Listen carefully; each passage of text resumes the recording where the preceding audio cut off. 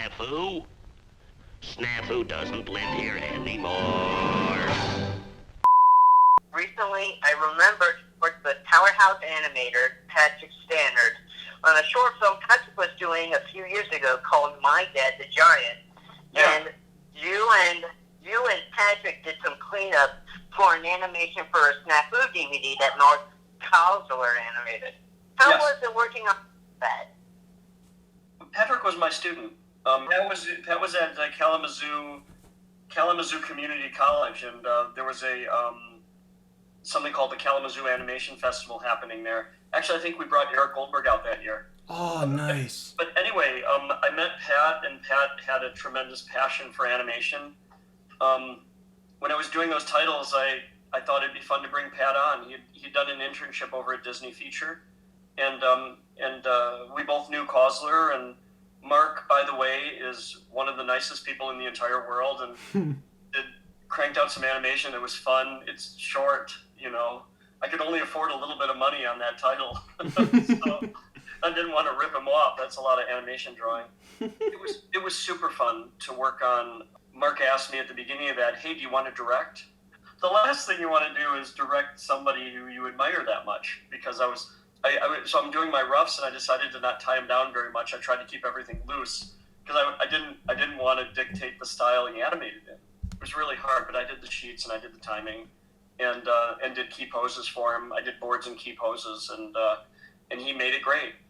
Wow. You know, so I still have all those drawings. It was a tip of the hat. It was so nice to be able to get the Snafus scanned. Once we discovered they were over at the National Archives, then it was just a matter of figuring out how to get the right negatives at the National Archives.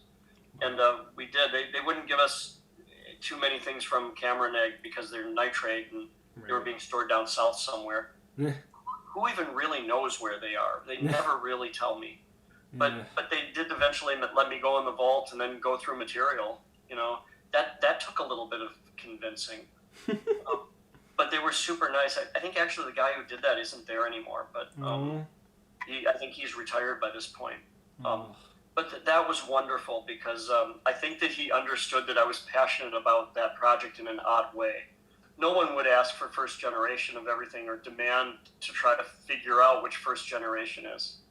A lot of the time, if you're dealing with really old material, it's been reprinted several times. And so what I was trying to find, they were giving me what they were calling fine grain master positives, but I noticed that they were all over the place in terms of quality. And what I ended up finding out is that sometimes there wasn't really a fine grain master positive. What they'd done is they'd taken the last fine grain and duped it, made a dupe neg, and then made a new fine grain off that. So sometimes you're 2 gens down. And so when I got to talking with them, I said, "Is there any way to go back to the old material on this?" And so he fussed with that idea for a little bit. And after I'd done that for the Gold Brick, which was one of the Snafu cartoons, then he also said, "You know, I've gone through the other material here, and here's the ones that I think we're a gen down on." And so he gave me the list, and he said, "Don't choose this material because it was duped for the Navy.